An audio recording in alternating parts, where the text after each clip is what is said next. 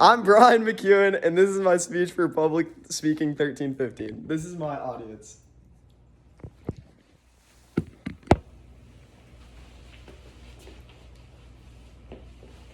Imagine getting detained with no charges, being sent away to get interrogated in a foreign prison, and being denied the right of an attorney, and many more.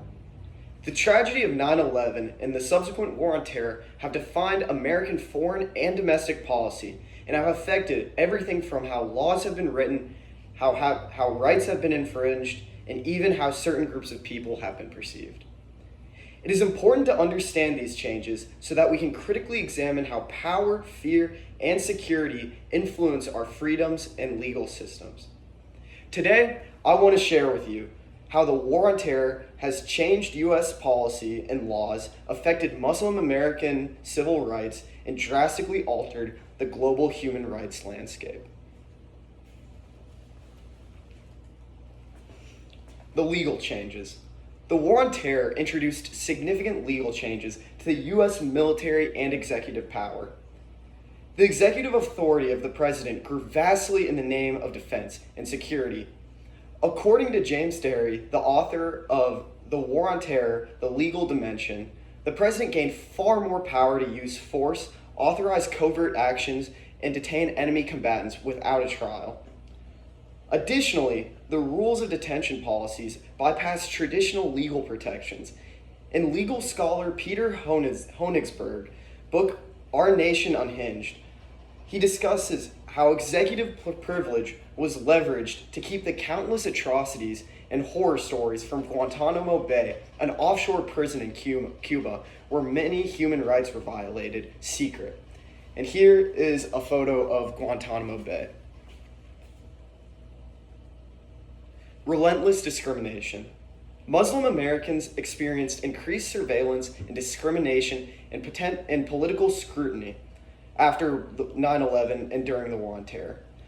The Muslim religion and identity became the target for countless hate crimes in the wake of 9/11. Mustafa Bayoumi, in The Muslim American Life, explains how Muslims were cast as permanent suspects and subjected to racial profiling and surveillance constantly.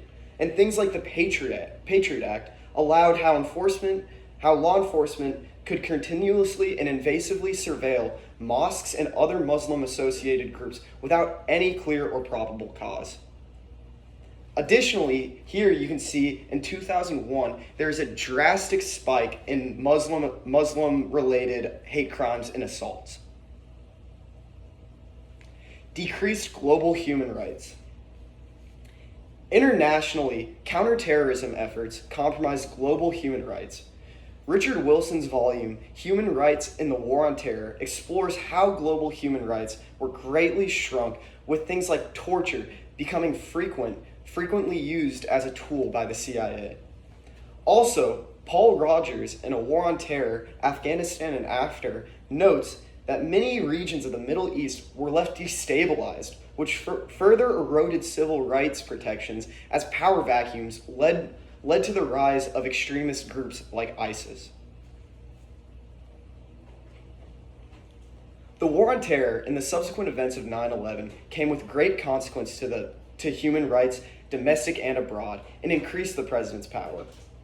If any of this made you uncomfortable, I encourage you to do more research, and so that we can aptly respond, as the changes still affect our current national and international landscape. As we continue to navigate the balance between safety and freedom, remembering the lessons of the war on terror is essential, not only for justice, but for the kind of country and world we want to live in. Any questions? No. Any questions? Is there any place in the United States that this kind of thing happens more than usual that you found? Yes, in particular, post 9/11, Manhattan and New York City was where a lot of these hate crimes happened naturally because, well, the World Trade Center was in New York City. Thank you.